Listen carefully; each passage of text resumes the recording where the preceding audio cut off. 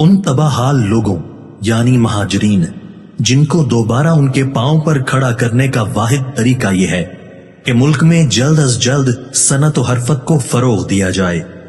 اس سے روزگار کے نئے نئے وسیلے فراہم ہوں گے۔ قدرت نے ہمیں خام مال کی دولت سے مالا مال کر رکھا ہے، اب یہ ہم پر منحصر ہے کہ ہم اپنے وطن عزیز اور اپنے عوام کے بہترین مفاد کے لیے قدرتی وسائل کو بہترین طریقے سے استعمال میں لائیں۔ ہم اپنے اس عظیم وطن میں دوسری اقوام کی نسبت اقتصادی اور معاشی ترقی کے لحاظ سے قطعاً پسماندہ رہے ہیں۔ صرف 2 صنعتیں ایسی ہیں جن میں مسلمانوں نے اپنے لیے کوئی جگہ بنائی، یعنی کھالوں اور چمڑے کا کاروبار یا بیٹری بنانا۔ کیا آپ صرف بیٹری والا اور چمڑے والا ہی رہنا چاہتے ہیں، یا اپنے ملک کی صنعتی اور تجارتی ترقی میں داد عمل دینا پسند کرتے ہیں؟ موجودہ دستور منسوخ کر دینا چاہیے۔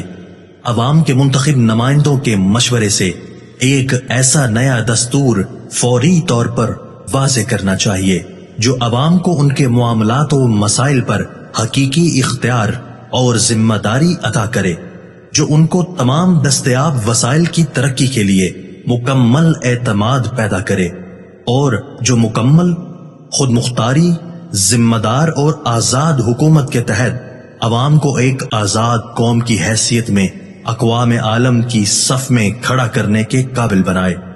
آل انڈیا مسلم لیگ کے سامنے یہی نصب العین ہے، یہی ہماری منزل ہے۔ حکومت کا پہلا فریضہ امن و امان برقرار رکھنا ہے، تاکہ مملکت کی جانب سے عوام کو ان کی زندگی، املاک اور مذہبی اعتقادات کے تحت کی پوری ضمانت حاصل ہو۔ آج سب سے بڑا سوال یہ ہے کہ کیا ہندوستان آزادی کے قابل ہے، اور اگر ہے تو کس حد تک؟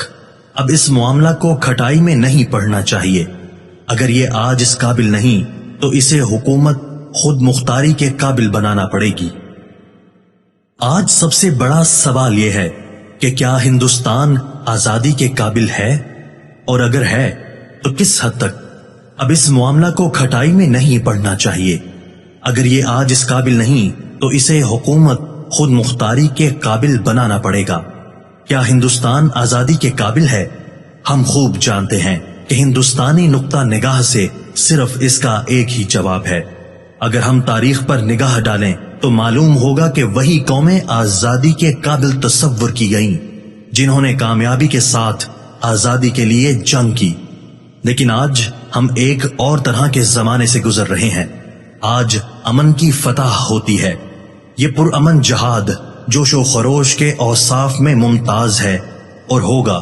ہم اس بات کا عہد کر چکے ہیں کہ ہم برطانوی حکومت پر ثابت کر دیں گے کہ ہم برطانوی سلطنت میں ایک مساوی شریک کی حیثیت رکھتے ہیں، اور ہندوستان اس سے کم کسی سودے پر راضی نہ ہوگا۔